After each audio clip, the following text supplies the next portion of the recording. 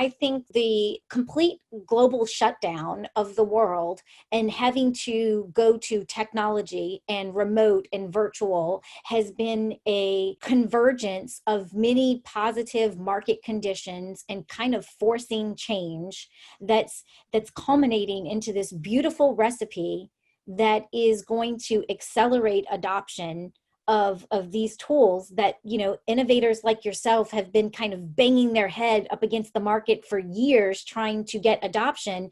And all of a sudden, those growth curves are going to just skyrocket. And it might not be in the next 30 days, but, at some point we'll flip the switch, turn the dial.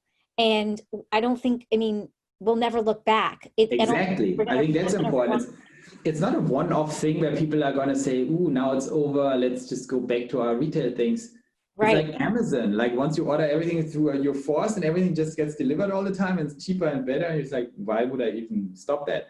And in telemedicine, oh yeah, these premium services, and then you just go on the screen, you get better, nicer physicians because they can be better trained and more focused on your problem. And they show up on time.